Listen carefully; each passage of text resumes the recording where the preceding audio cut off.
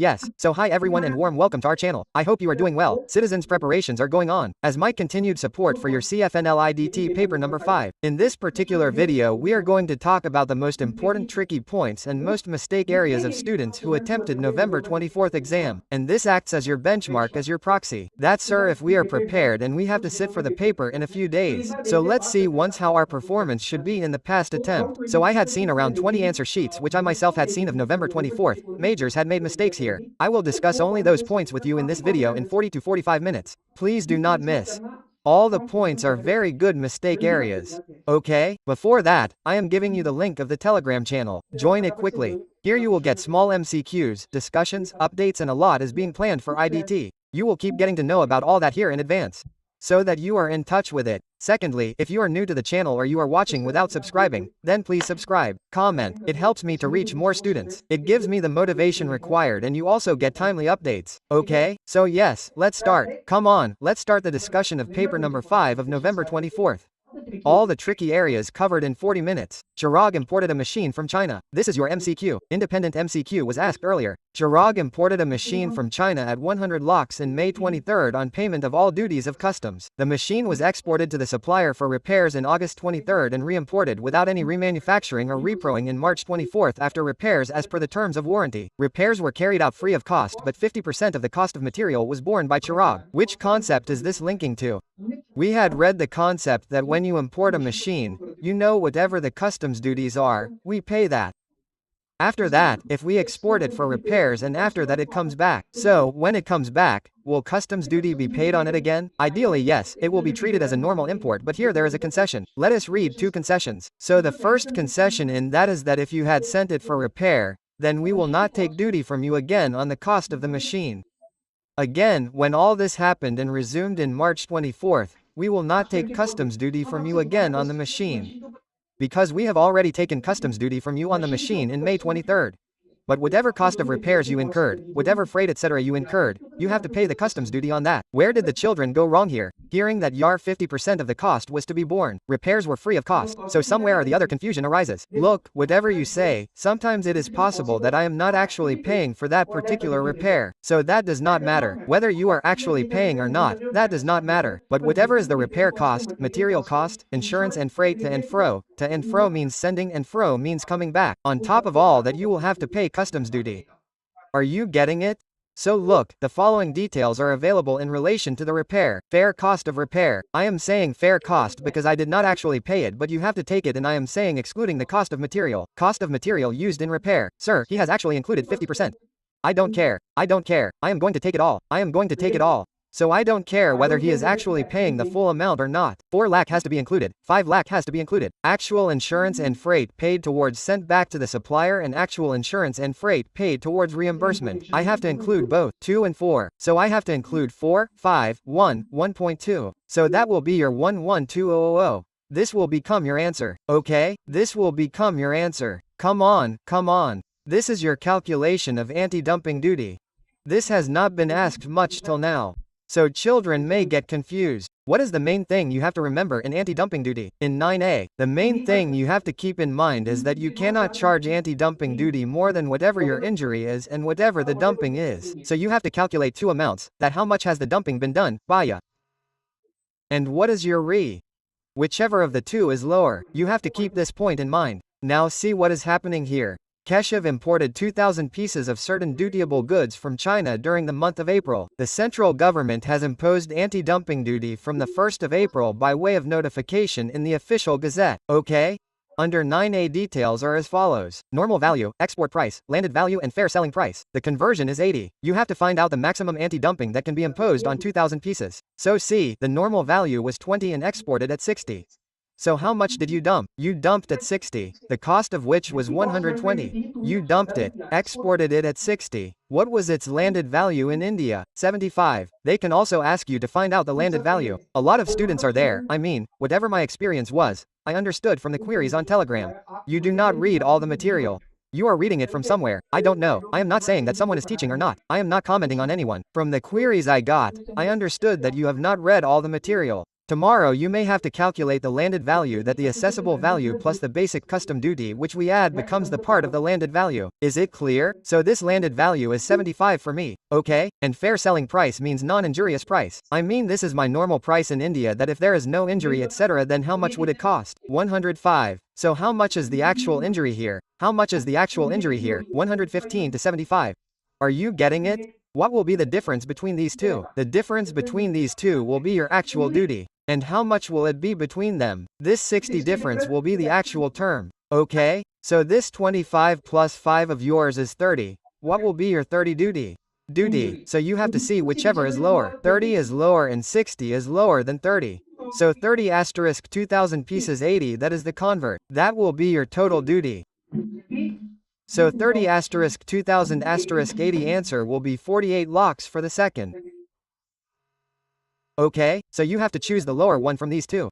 Thirdly, Madhav Associates has taken GST registration on the 1st of January but failed to furnish GST returns. Owing to this, PO cancelled its registration on the 31st of July and order of cancellation was served on the same date, up to which date the application for revoking the cancellation of registration can be made assuming no extension is made. Now you do not remember these time periods, that is why I have picked this. So you have to apply within 90 days. And if you go for an extension then you can get an extension of 180 days. Now do not make a mistake in the calculation of 90 days. You have to count 90 days after the 31st of July. So the 31st of July has already passed. 31 days of August. 31 days of August after July. 30th of August September. Does this make 61? Subtract 90 and that will become 29. So the 29th of October should be your date. Look, he has given the 30th of October also in a very lovely way. The 30th of October has also been given because if you make a mistake of a day or two then you will lose those 2 marks in your paper. This is a Ladu number, friend. Ladu number 2. Okay? So your third will get C. Your third will get C. Come forward. Case scenario number 1. It's very simple. I am getting its first 3 lines analyzed. Pay attention.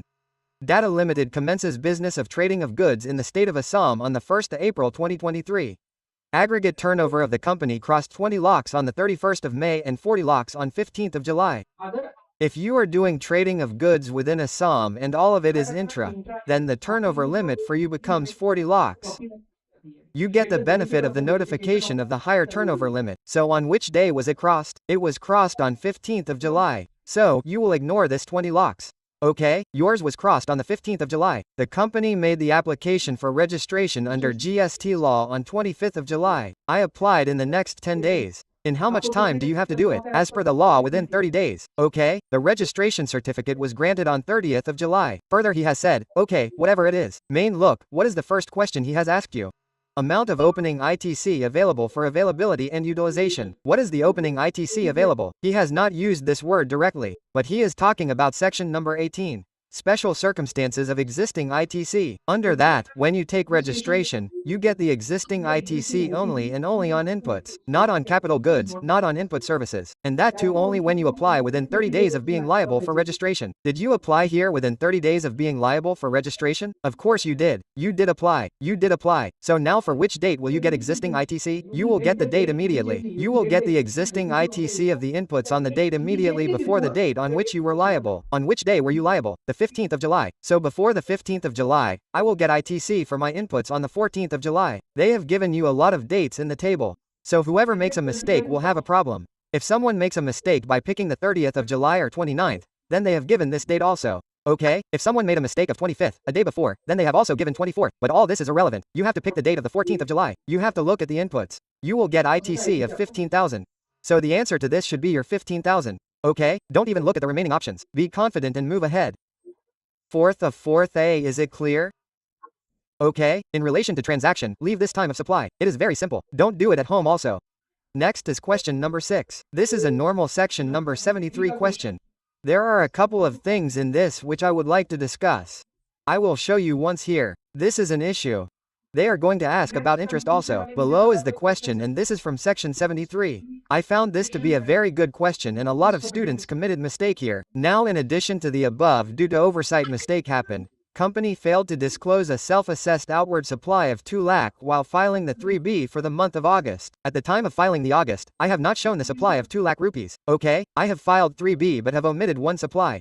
I have filed 3B but I have omitted the supply. Did not show it in that. Balance of the ITC for the month of August in electronic credit ledger was 10,000 rupees each, which remains till the date of deposit of tax. That is a different thing. Okay. Company filed the return for the month of August on the due date on the 20th of September. So I filed for August on the 20th of September. Company disclosed this supply in 3B for the month of January and paid the net tax after set off of 10,000 rupees each of CGST and SGST. I set off the ITC that was lying with me. And okay. For the month of January when I filed, that is on 18th of February. When I was filing for January on the 18th of February, I included that August supply in it. Whatever interest etc. was due, that was levied. Now, 2 questions are coming in. With respect to this, attention. Amount of total penalty, which could be leviable under section 73. Why 73? Why not 74? He is using the word clearly. Oversight means this is a non-fraud case. This seems to be a non-fraud case. So, what can be the basic penalty levied under section 73? What can be the basic penalty? 10% of the tax due, and ours, 10,000, whichever is higher. I am talking about this under CGST. Yes, correspondingly it will be levied under SGST, or if IGST gets involved then it will be levied according to the total. Now what is he saying? Is it section 73 of the CGST Act with respect to the payment of tax on delayed disclosure of the outward supply? Total for both CGST and SGST. What have they said? Total for both CGST and SGST. So whatever the amount is, you have to find it according to the total. Now what is this? Pay attention everyone. Failed to disclose a self-assessed outward liability of 2 lakh rupees while filing the 3B for the month of August. Self-assessment tax liability. If you remember subsection 11, section 73, subsection 11, self-assessment tax liability and amount collected at GST. Amount collected as GST but not paid to the government. In both of these, if you delay 30 days from the due date, then you are sure to be charged a penalty. If you delay by 30 days, then you are sure to be charged a penalty. The waiver of penalty is available under section 73. When does one get it? When you pay before the show cause notice or within 30 days of the show cause notice. Waiver is not applicable on both these things. Some information about this is given below. See, all this happened with our program. I paid on the 18th of February. The PO issued show cause notice on 25th of Feb. So here some child will think that sir I paid on 18th before 25th. I have paid on 18th before 25th.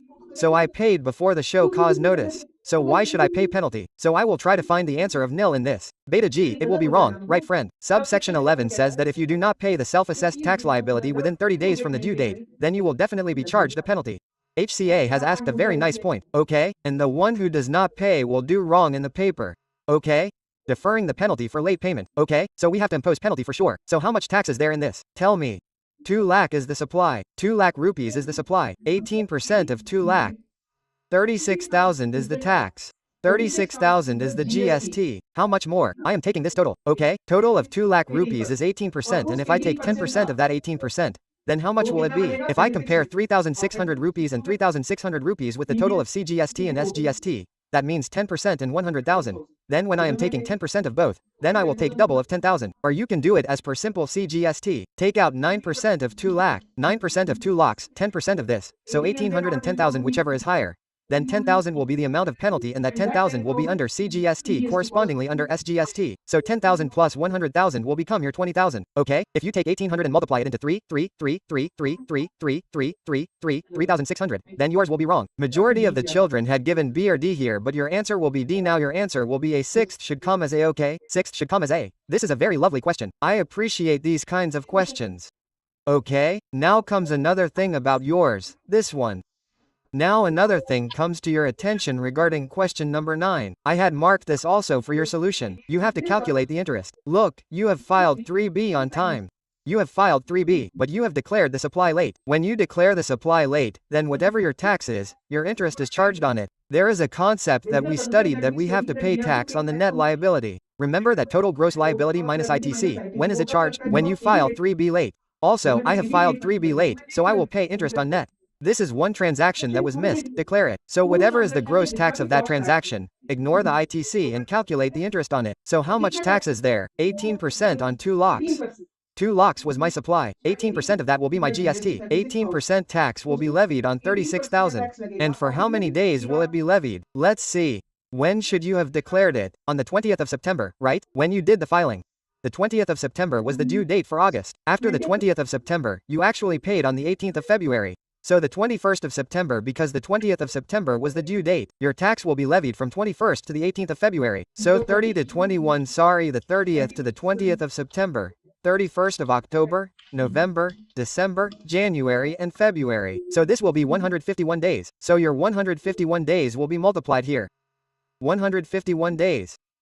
So this should be your 36,018%, 151 365ths. This should come out to be 2681, 2681. Your answer should be C, okay? It will be half-half in both. Let's check it once. Ninth C. This was a very good question. I liked it. Okay, there was no such difficulty in case scenario 2. There were a few parts. Listen. Here a word was used in respect of supply by this fellow Pukraj Gupta. Transfer goods to the residence of his brother, a well-known professional. Well-known professional. What does it mean? Well-known professional means friend. He is doing his work. He is a professional. He is not dependent on me. If he is not dependent on me, then he is not a part of the family. Not a family means he is not a related person. And the friend is not a related person means he will not come under the supply without consideration in schedule number 1. Did you understand the GST implication? This is how you have to analyze. He has put up another very nice point. Recovery agent service given to Vipul Limited, a trader of goods. Sir, we will apply RCM. Hey, if you give recovery agent to a bank or financial institution, NBFC, then RCM is applicable. But if you are giving recovery to a trader, you get the money recovered. But you are giving this service to a trader. If you are giving this service to a businessman, then RCM is not applicable in that case. See in chapter 2 of the bank or within it who is the recipient. Yes. So when you give this to the trader, then you are not going to be covered under RCM. It will continue within RCM. Very varied. Okay? See this one more. Received with reference to a contract of 5 lakh rupees for taxable supply awarded by a PSU registered under 51 means TDS in the state of Tamil Nadu. Taxable supply was made in the Karnataka as per the construction of PSU. So my guy Pukraj is from Karnataka. Now in this, will you focus on Tamil Nadu or Karnataka on the recipient's location? If you focus on Karnataka and if you make it intra, then you will write TDS 1% and 1%. They have asked a question about TDS below. Yes. So if you make that mistake, then you will make it intra. And if you keep Tamil Nadu only, then yours will become intra. So 2% TDS of IGST will come. So which section of basic place of supply will apply here? 122 means this is a B to B registered in the state of Tamil Nadu. So its supply has been made in Karnataka. This is irrelevant for me. So this is an interest transaction. Okay? If it is an interest transaction, then you have understood that, sir, you have to apply inter in it. Whatever 2% TDS is going to come. TDS applicability and TDS deductibility. These are two different issues. You have to check the applicability according to the contract value. 5 lakh is more than 50,000 rupees, then the answer for TDS will be yes. But how much TDS will come depends on how much payment has been made. So on 150,000 rupees, you will get inter-nature TDS of 2% 3000. If you do intra, then you will write 1500 which will be wrong. I will show you. Look, your answer for this will be B, but if you do intra, then you will write C, it will be wrong. Your answer for 11th will be B. Your answer for 11th will be B. Okay, my brother? There is nothing special in it. I have seen it. You can leave it out. Now let's see some important things from the descriptive questions. There is a transaction. See, there is a company SAC and should limited. Okay? I am focusing you only on the transactions because we are focused on the mistake areas. Okay? Questions are not going to be repeated. Adjustments can be repeated. So you have to learn things from the adjustments. Goods supplied to Maddin and Sons in the state of Rajasthan on the instructions of Dhananjay Associates, a registered person in Chhattisgarh. The contract for SAC supply was delivery of goods at buyer's premises and included a fixed transportation cost of 20,000 rupees irrespective of actual freight. It is indicated separately invoiced in respect of this supply of goods. It does not make any difference to me. It doesn't make any difference to me. I am going to levy tax on 20,000 as well, and this will become a composite supply. Goods plus transport will become the predominant element of goods. Okay, now the question arises that many children had added 20,000 to 8 lakhs here, that sir, we will levy tax on goods on 20,000. No brother, the way they have given the language is not that 20,000 is indicated, it is included separately. And here the total given is 8 lakhs, so I will assume that this 8 lakhs includes 20,000, so you should levy tax only on 8 lakhs. Okay, next amount received for sale of loading Timo used for transportation of goods to Mr. Suresh. Loading Timo was purchased at 480,000 and its depreciated value was 240,000 rupees. No GST credit was taken, so I had given depreciation on this. Okay, delivery of the Timo was given at the registered office of the company. It is a simple matter. However, here a little confusion arises that sir, the margin scheme is applicable on second-hand dealers and this company is not a second-hand dealer. You should not apply that. You have been given an instruction here. You will simplify it. The sale value is 180,000. 240,000 rupees. The depreciated value is 240,000 rupees. This is negative. You should not take any implication of GST on this. You have to apply the margin scheme in this as well. However, somewhere an argument comes that, sir, this is probably not a second-hand dealer. But it does not matter. We do not know which taxable goods it is dealing in. So we will assume, let's apply the margin scheme. But within this, if we take the depreciated value minus from the total, you are not going to deduct 480. You are going to deduct 240. Then the depreciated value becomes negative. In the negative, there is no GST implication. No GST implication. Okay, let's go further. Received as a fine from Vipul, a registered person for delayed supply of goods. The payment was made as a compensation for margin loss due to price reduction between the due date and actual date of supply. Here you have to check this. See, this thing is not to be memorized somewhere. Further, he said there was no express contract in this respect. You remember that whenever there are any such damages, fines, then if it has to be taken into consideration, if GST has to be imposed on it, we read these things in Schedule number 2, paragraph number 5, clause number E, and there is a condition of the agreement that there should be a contract. I can clearly see that too. It is not a contract. And what is the purpose of the payment? The payment is not a consideration, but it is compensation. So, has the earning been done in this regard with the aim that I should earn Rs. 50,000? No, it was just compensation so that the poor guy does not suffer a loss if the price has changed a little in between. So the feel factor that comes in this, which I also use in class, the word that feel factor is that, sir, this is a mere flow of money. This is not a consideration. So your GST will not come on this. Is it becoming clear? Come on, move ahead. Here, an instruction has been given about freight. Please do not make this mistake. If anyone is giving you truck service, then you have to see whether it is GTA or not. And for GTA to happen, one of the essential conditions is that consignment note should come out. So they have said that this Mr. Shailendra, who is the truck driver, Mr. Shailendra has not issued consignment note. If he has not issued consignment note, he is not a GTA. If he is not a GTA, then this service of transportation of goods by road will be accepted. We read this thing in chapter number 4. Clear? What has it said further? Company Act has said transaction. Company made interest purchase of goods of Rs. 1 lakh to be used for discharge of CSR referred to in section number 135 of Companies Act 2013. GST credit will not be available on this purchase. CSR is blocked. CSR has not been tested much till date. That is why maybe the children will forget. But let me remind you that it remains blocked. Okay? Come on, come on, come on. What other important points were there? In question number 2, look at one thing. Independent director, brother, listen. In independent director, many students made the mistake that, sir, can we assume that an independent director is an employee? And if he is an employee, then his services will be covered in schedule number 3. And if they are covered, then, sir, it will not be a supply. Oh my brother, my dear, oye my dear, listen. An independent director can never be an employee as per section 149 subsection 6 of Companies Act. Whatever services he has which are in the capacity of a director, it will always be taxed under RCM, okay? He will never attract Schedule 3. It was not explicitly said here that his service is in the capacity of director or not, so put a note that services in the capacity of director are under RCM. Yes, if he had given any personal service, then we would have taken it under FCM, but RCM will be included under it, okay? What did you say further? What is the reference of a service? C. Services by way of storage, warehousing of and processed tea used for beverages as a green tea. Once the processed tea is processed, it is no longer an agricultural produce. And once it is no longer an agricultural produce, levy GST on its transportation. GST. Are you getting the idea? This is one given.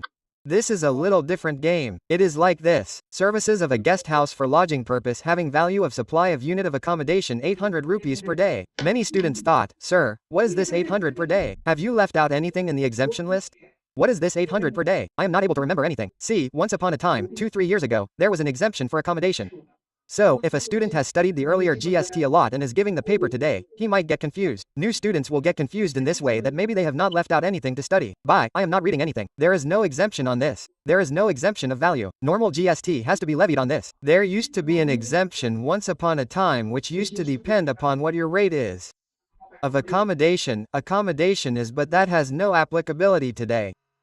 Question number, this part number B was through clarification. I know many children do not do this clarification. This is not there in many books. It is in my book. It is in IDT concise. So I will revise it for you once. It is very simple. It is a small question. Mr. M.S. Raunak Limited, having registered head office in Maharashtra, provides a service to its branch office in Kerala in the month of April, by way of carrying out admin work with the use of services of employees, which are working in head office. So its own head office has provided service to the branch. The head office employees have also been used. Their time has been used. However, head office has not included the salary cost of those employees while issuing the tax invoice. You are required to decide the following. What is the first issue? What will be the value of service, and also discuss whether the salary cost of the head office employees involved in providing the set of services has to be mandatorily included in the computation of this valuation. So look, you will write a simple thing where the receipt is the branch office assuming that it is eligible for ITC, then whatever invoice value you are declaring, you are going to take that as my deemed open market value. Rule number 28, step number 1 of what we read. You have to write it here. Okay? Second, you are asking that, sir, did we include all the costs? Like, we did not include the cost of head office employees here. Is it allowed? The answer is yes. The board and the government had clarified that yes, you will not include everything. You don't include everything, it is absolutely fine. What difference will it make if you include it? If you increase some value here, the ITC will also increase there. That is the entire reason. The invoice value is accepted as the open market value. What will be the value of the service if the head office has not issued the invoice to the branch office? Sir, it does not matter. If you have not even issued the invoice, then you can consider it nil. Deemed as nil because even if I issue, the head of the branch office is eligible for ITC, so it does not matter. Whether you make it nil or 100 crores, it does not matter. This is what you have to write here. You have to write nil here. You have to write this here. And it is not mandatory. Write these 3 things and you will get the marks. Okay? Now see what was the question here with respect to valuation. Sneha Limited Bombay imported a drill machine from US by air. Machinery reached the Delhi airport from where it was transshipped to Mumbai. Do you include the cost of transshipment in your valuation? Not at all. Contracted SIF value was $20,000, which was to be delivered in Feb. But on request of Sneha International, the supplier agreed to deliver the machine in January. So 1 month has been postponed, for which $2,000 was charged over and above. So this well price which we have contracted for $0,000 over and above this. Over and about $2,000 has been charged. Will this be added? Of course it will be. Because what is the first step you take in allowable value? You take the transaction value. What is transaction value? Price paid and payable. So I am paying $2,000. So why will it not be added? So this will become $22,000 for you now. Okay? There are some items below. I am discussing them. You have to check the limit of 20% in air freight. Insurance paid as it is has to be taken. What have you given? Look, inspection charges of drill machine paid by the supplier, same was nowhere mentioned in the terms of contract nor required for making the goods of shipment. So this supplier has got the inspection done from his side as per his internal policies. This was not required in the contract. This is not linked to the valuation. So this will not be added to you. And transport charges from Delhi to Mumbai. This is transshipment. This will also not be included. Just do not make mistakes on the calculator. You will get the numbers. Okay? Come forward. Here it is asked whether there is supply or not. In the question that I had asked above, you had to find out the total GST in this one. In this one you had to find out the total GST. So there are mistakes in 2 transactions in it. So I discussed these 3 transactions. Now what do you have to do in the next question? Was there a supply or not? Okay, you do not have to do this. This is very easy. In the B1, is there a supply or not? So one part has to be discussed in it. The other 2 are very easy. Delasa Limited recruited Miss Chaya as a senior relationship manager at the time of joining as the senior relationship manager. The company paid 3 lakhs to each. For not joining, Milan Limited is a stiff competitor of Delasa. Delasa told the senior relationship manager to Miss Chaya that, "Madam, we have a competitor that is Milan Limited. You will not go there after leaving our job. So I am giving you 3 lakh rupees separately for that. So sir, will its supply be made? No, it will not be made. Sir, the children have mainly written schedule number 3 here. Why did they write it? Because whatever the employee has given to the employer, whatever the services are given with respect to the course of employment that are outside the scope of GST. No, it will be wrong. Listen, we were also discussing the same topic in my class yesterday. There are 2 conditions in that paragraph. Number 1. The first condition is that the employee has given services to the employer. The second condition is in the course of employment. Is this not joining? Is it happening in the course of employment? Did he agree to this not joining? Is it happening with respect to the employment? The answer is no. With respect to the employment, he must have come and worked there. He has provided a separate service that lets leave this job, and I agree with you that I will not leave the job tomorrow. So this is not in the scope of employment. Tax will be levied on this. This will be a supply. This will be a supply. Is it clear? Come forward. Rustam imported a sports car from Japan. He paid the applicable customs duty and an order for home consumption was issued. At the time of actual clearance for home consumption, he found that the sports car was destroyed due to a fire caused at the customs station. The loss of sports car is forever and beyond recovery. So, if recovery is not possible, then probably the customs duty will be refunded. Customs Rustam seeks your advice. Custom and Rustam are getting mixed up. Rustam seeks your advice on how to deal with this situation under the provisions of Customs Act. Look, you will have to use the 3 sections in respect of customs. Section number 13, section number 22 and section number 23 very carefully. 22 This 13 is 13, 22 and 23. So this 13 deals with your phrase. Okay? 22 is used for damage and deterred words and 23 is used for loss etc., surplus etc. So your 23 will be applicable here. And 23 covers the situation of warehouse goods also. You just have to show to the satisfaction of ACDC and you can get your customs duty refunded. Remitted and refunded. He asked the next question, would your answer be different if Rustam had warehoused a sports car? Yes. Yes means the answer won't change. The same provisions will apply because the provisions of section 23 apply to warehouse goods as well. So use the words very carefully. Is it phrase, damage, deterioration, loss, abandonment? What is happening? According to that, you have to apply the applicable section from these 3 sections. Is it okay? Let's go. Then there was this one.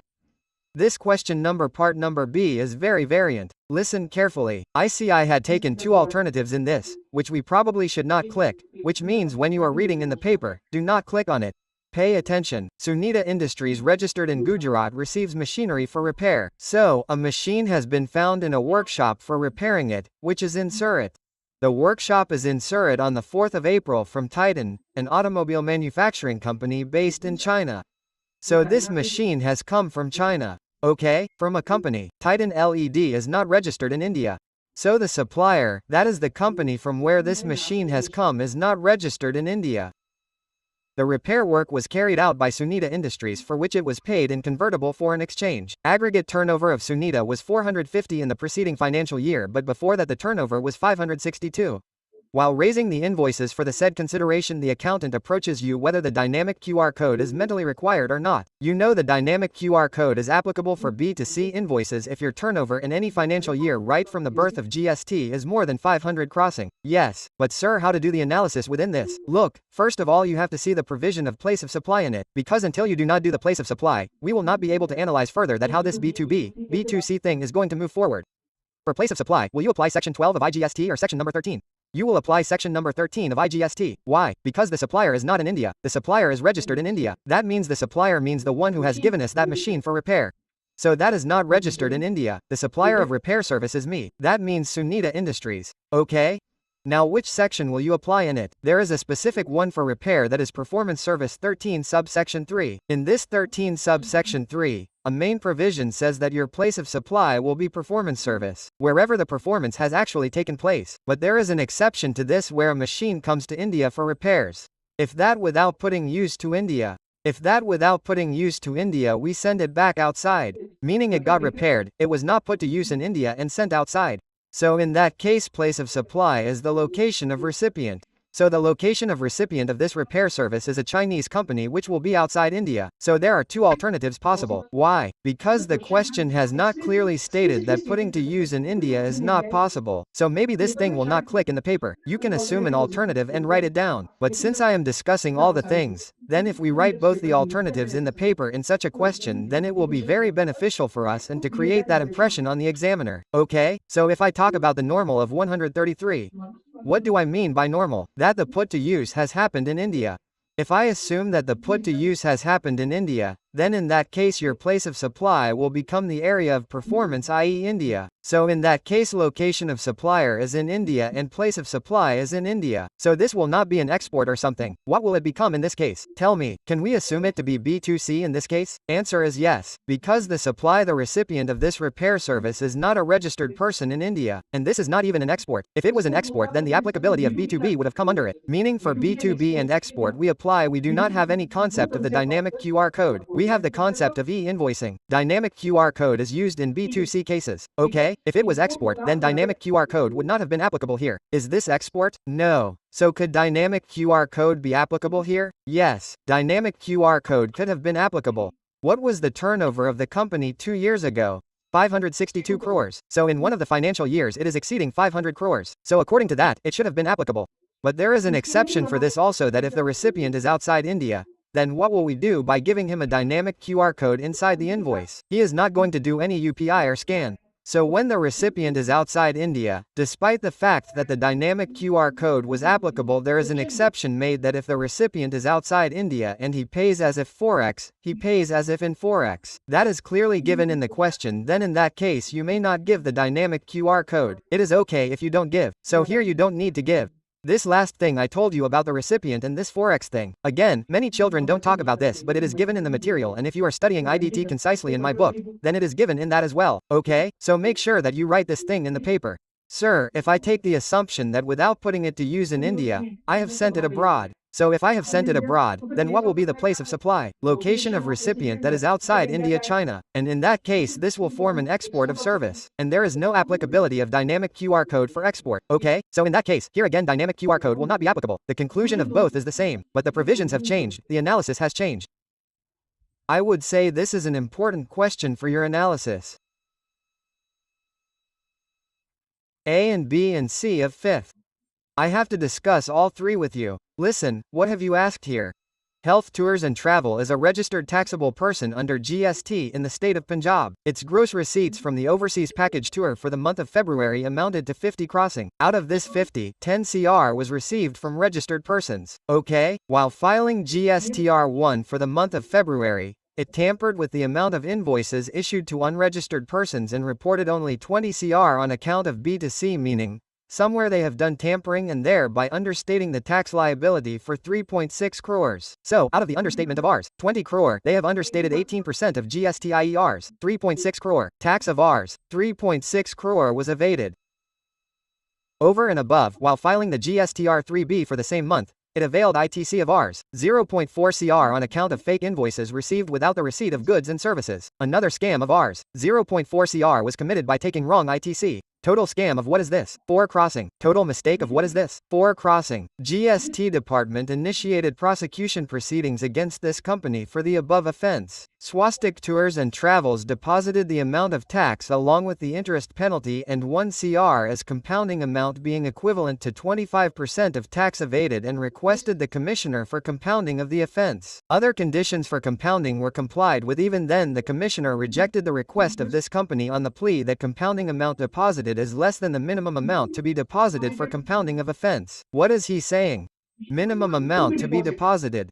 Now you have to remember the table of compounding. Now if you do not remember the table, then you will not be able to solve this question. Here, if you find out the amount, then if you remember the total, you have to see the case that how much is my amount, whether the mistake that I have committed is above 2 CR or above 5 CR. It is above, okay? So look here, in total I have committed a mistake of 4 crossing. So this exceeds 2 CR but not 5 CR. So with respect to this tax evades, your 40% is the minimum amount, and the mistake you have made regarding ITC falls at 2 places. It falls in 25% category and it also falls in 40% category. And whenever this is the case, the higher limit applies. So your 40% will be charged on top of this as well. So all in all, I will say that your minimum compounding amount of 40% will be charged on top of 4 crossing. That is 1.6 CR, but how much have you deposited? You deposited 1 crossing. So the rejection done here is absolutely correct. This is absolutely correct. So the table that here amounts involved more than 2 crass, more than 5 crass, 40% minimum 50%, so 405025, you have to remember that once. I am not picking up the entire table here, I have picked up a relevant question, but this shows that if you have any doubt here, please revise the table properly. The next question can be asked from somewhere else. Clear? Now look, here they have done a very good test to adjudicate. Who is the adjudicating authority? We know the appeal provisions. There is Appellate Authority 107 and then Revisionary Authority. But who will be in that authority? Which post will it be? Many students do not do this also. Which was asked again, so you have to be very, very careful, as to are you reading everything? Yes. Okay, so I have not done it. Learn, so learn it once. I will show, how did the question ask? Miss Meena is agreed by the order passed by the Assistant Commissioner and wants to file an appeal with the Commissioner. Appeals cannot be made. JC can go to the appeals because there is an Assistant Commissioner. Who can be that appellate authority? You have to read this also. It is there in the book and also in my material. If you have not done it, then open it once from the material and see. Every accountant who looked after the GST-related matters including the filing of GST returns online is on a leave for 1 month, so she decides to file an appeal manually. Even this cannot be done, unless we have been allowed to do it specifically. The order against which appeal is to be filed is available on GST portal, so we had to go online into it. Plus there is no such notification by the commissioner that appeal can be filed manually with reference to that. First, whether Ms. Meena can file an appeal to the commissioner appeals. No, we had to go to the JC and whether the decision taken by Ms. Meena to manually file is valid. No, this is also wrong. Okay? So you can do that. Now what is this? See. Mr. Chiranjit, an importer, filed a claim for refund of customs duty paid under protest which was assessed on the value of imported machinery. Assessment order on the basis of which duty was payable by Mr. Chiranjit had nowhere been reviewed nor modified in any appeal, so no appeal has been filed. The department rejected the claim for refund. What has this Bhai Sahab done? He paid something under protest and then filed an application for refund against it. It doesn't happen like this. If you paid something under protest, it means you do not agree with something, so you should have gone for appeal. Refund application is not a substitute for appeal. Which case law is it? Priya Blue Industries. Okay, so that is the case law he has asked here.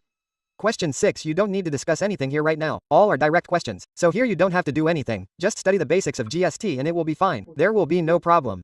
In FTP, they have tested the star performance of star export houses. So here they have done a provision test for that.